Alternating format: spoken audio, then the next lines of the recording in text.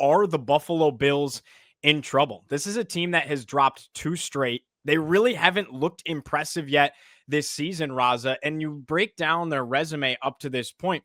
This Buffalo Bills team, their wins come against opponents with a combined 3-17 record. The Ravens 1-4, the Jets 0-5, the Dolphins 1-4, the Saints 1-4, and oh, by the way, the Dolphins' one win came against the Jets, just for the record. So somebody had to win that football game, right? And all those teams lost this week as well, right? The That's Jets correct. lost, Saints lost, and the Dolphins lost. So, yeah, I mean, you're right.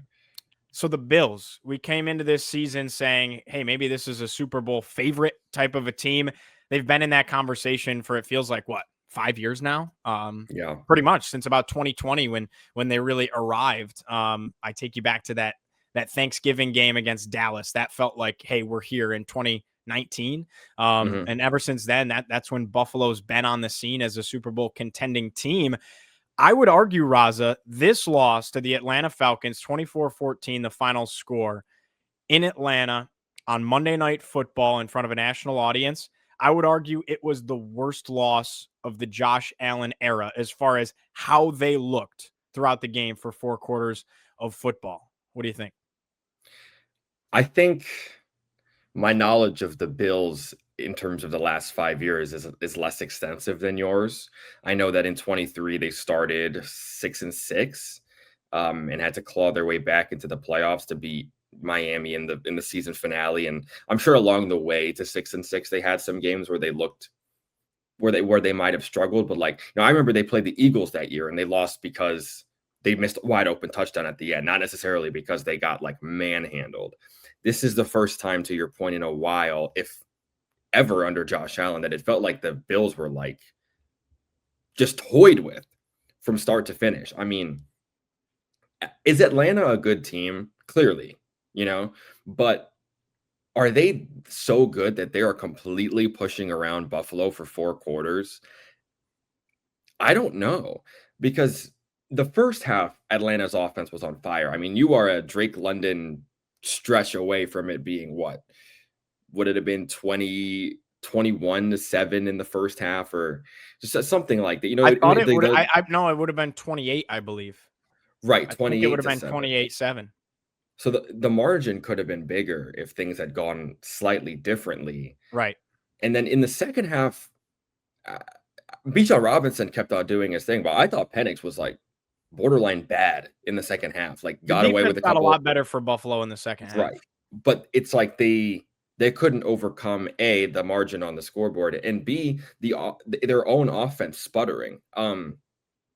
Is this the worst game the Bills have played in the Josh Allen era? Maybe. Is this the worst game Josh Allen has played in the last, I would call it, 2 seasons? I know the Houston game last year was historically bad, right? It was worst completion percentage in NFL history, but at least they lost that game by 3 points. They were competitive. This Sure. is what happens when Josh Allen plays poorly and the rest of the team isn't good enough to kind of lift them up. The Bills are one of these teams where I feel like if the quarterback is not Superman, they can't overcome their own mistakes or inadequacies across the board. So what is the problem, do you think? It's not that they can't run the ball, because their rushing offense is extremely efficient. Is it that they're not getting James Cook the ball enough? Is it the lack of receiving threats finally catching up to them because Keon Coleman has his highlights this year but hasn't really taken the jump? Or is it the defense not playing up to par? If you had to pin it on one thing, because Josh Allen's earned the benefit of the doubt. He can have a bad game every now and then. Okay, Patrick Mahomes has bad games. Patrick Mahomes just threw a 99-yard pick six on Monday Night Football to lose. These guys can get away with bad games, in my opinion. If you had to pinpoint it on a non-Josh Allen reason, what do you think it is? Well, that's the tough part about it, is I think you spelled out 3 of the biggest issues, right? I think the biggest problem, no question about it, is the fact that their run defense in particular has been porous. Not poor, not atrocious. Porous is the best way to put it, because there's these gaping holes game after game that players are running through. And I know Derrick Henry's a great running back, and I know that Bijan Robinson's a fantastic, super talented back as well.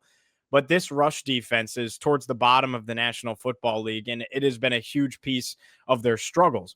I think another piece of their struggles, again, is Josh doesn't have weapons. Now, I'm trying to be sensitive of the injuries here. Banged up on defense, and as soon as you get one guy back, another guy goes down, right? Especially on that defensive line. And no Matt Milano in this game, and you're still playing behind the sticks in a way with your first round pick and Maxwell Hairston not going through camp and not touching the field yet this season. So you never got the ball rolling as far as injuries went if you're Buffalo. But what I would say to that, man, on the defensive side, it's the same guys every year. I've watched Matt Milano sit on the bench way more than I've seen him take snaps in a football game for the Buffalo Bills the last 3-4 seasons. And if the same guys year after year keep getting hurt, Tre'Davious White hurt all the time, right? It's like, that's what I was going to say. There has to be a deeper problem, whether it's the individual players or the strength and conditioning, whatever it may be. Like, you have to look at that. And then on the offensive side, like trying to be sensitive to Josh of the fact that no Kincaid in this game, right? No Curtis Samuel. Joshua Palmer gets hurt in this game, and you don't know when you're going to get him back now. Question marks for all three of those guys. Okay, those are three of your best receivers, right? And pass catchers. And then James Cook, he carries the ball 17 times in this game. But why do you go so far away from him in the second half, especially when you got the ball rolling a little bit? Like, I know they were down, but they started running the ball. Problem. No, but they started running the ball with James Cook early in the second half, that first drive, and it felt like the wheels were churning. And even Chris Fowler and Dan Orlovsky and Louis Riddick on the broadcast were like, there's James Cook. Now we're seeing it. He's getting rolling. Can he get on a move? And then they just go away from him. And it just didn't make a ton of sense because they were enough in the game, I thought, that you could still run the ball. And to your point, Raza, never really had a chance to be in it. Never had business being in it, I think is the fairest way to put it, right? Because that should have been a Drake London touchdown. It is a heck of a play by, I want to say it was Taylor Rapp, that knocked him out of bounds, right? Never gave up on the play. Should have been a touchdown. Wasn't. Great play defensively. And then on the contrary to that, you gave a gift. Greg Rousseau goes and blocks that field goal, keeps you in it. And then you go pretty much 3 and out and give him the ball right back. So trying to take pressure off of Josh, but I don't think this is one game is the problem here. Right. You lost last week to New England. Okay, good football team. You lost this week to Atlanta.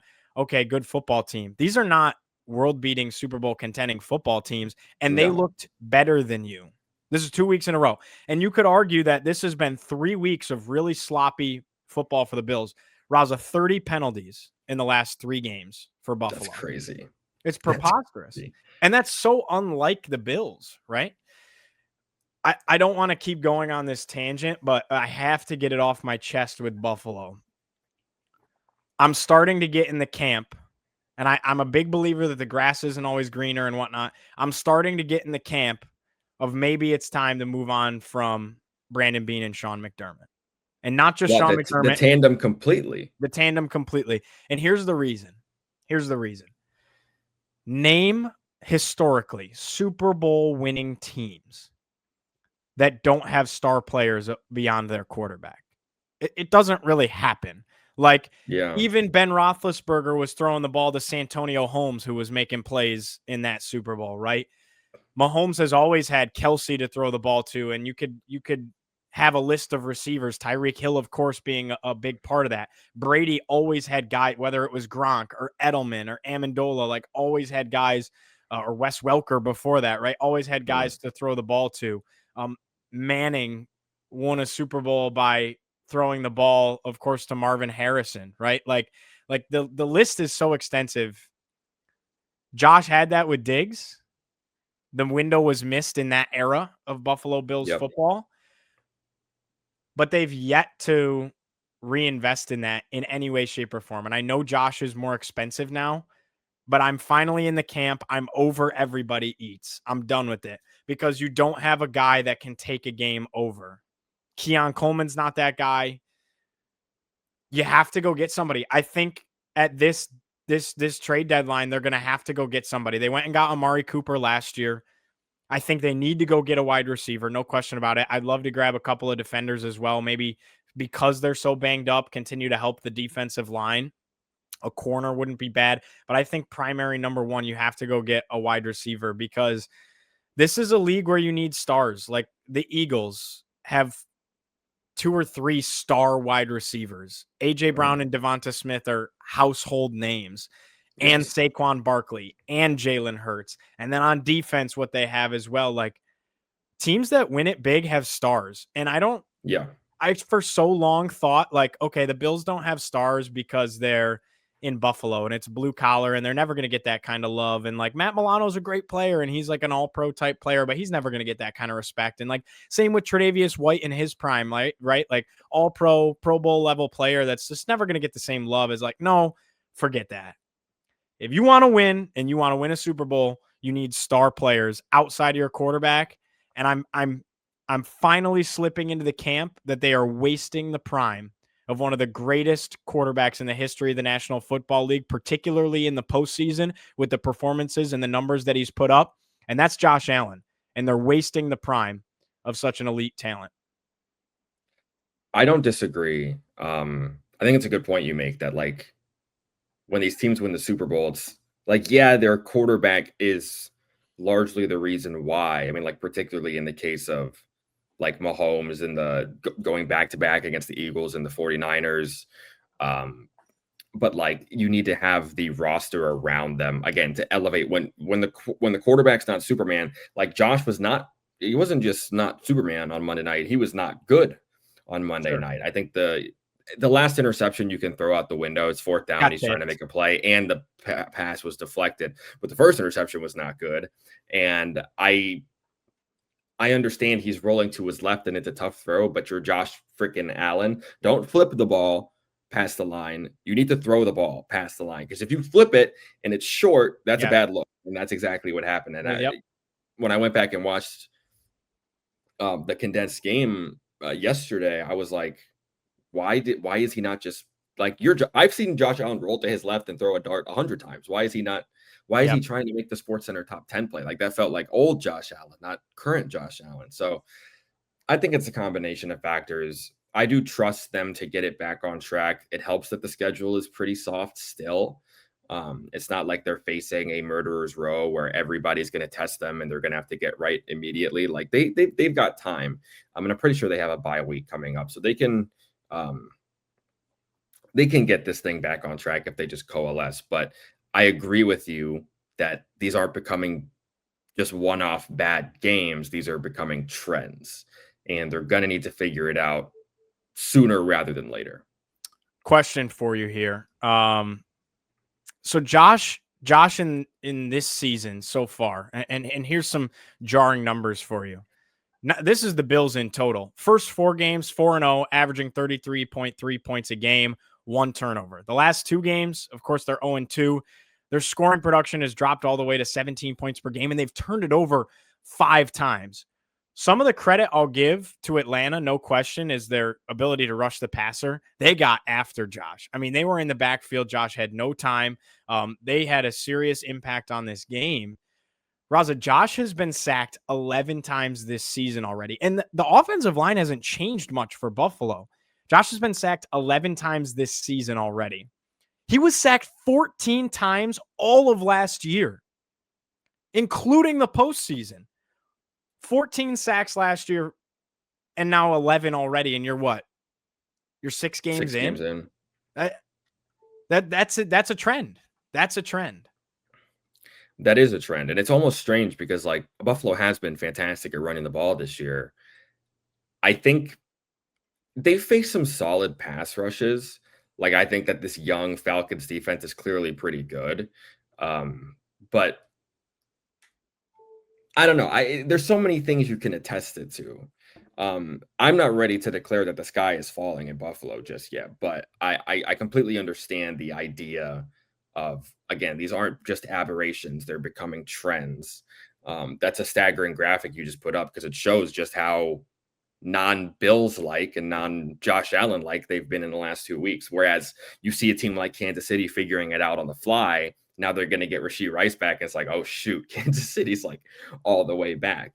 Right. So it could be worse. You could be the Ravens, but I get what you feel is like, man, this is setting up for that inevitable loss of the Chiefs again.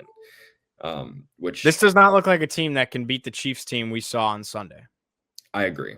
I completely agree with you. Now, granted, I think the Chiefs are probably the best team in the league right now, I agree. with the way they're playing, and I think Patrick I Mahomes agree. is.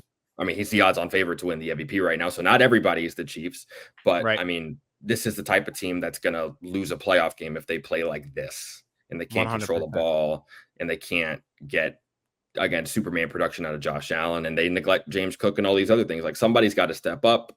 They've got to maybe find a receiver, but I don't know who you could find that's going to elevate that room a ton. So it's tricky. It's troubled waters. It really makes you look back and think, man, you had Diggs. Okay, you had the receiver. The run game wasn't bad. That was always kind of their weakness, but no team is perfect, right? And you had the number one defense in the NFL. That was the 13-second season. That was the 13-second season. Last question on the Bills, and then we can of course move on. Bad game or bad sign? You pretty much spelled out your thoughts on it. You said that it's looking more like a trend, but you think they'll turn it around. I think they've earned the benefit of the doubt. I do feel like they'll turn it around, and it's not going to be a bad season. But I do think unless they make some changes or the guys who get back, like they got Ed Oliver back in this game, so that was everyone was like, oh, the run defense will be shored up once Ed Oliver's back. And I know Milano was gone, and you lost a different defensive tackle and things like that in this game, but it's like, okay, everyone pointed to Ed. When Ed gets back, it's going to be okay. Don't you worry. Ed played. He was on a snap count, but he played, and they got run through. Like, I think it's a bad sign. I think maybe I'll give it one more game. One more game. The reason I think this week. Exactly. I think that's a good thing. I think the problem, to your point, is that the teams they've beaten are bad teams. Like, can the Bills put it together against a competent opponent? That remains to be seen in 2025. We're going to have to wait a little bit to find out. They don't. That's also true. They play the Chiefs November 2nd.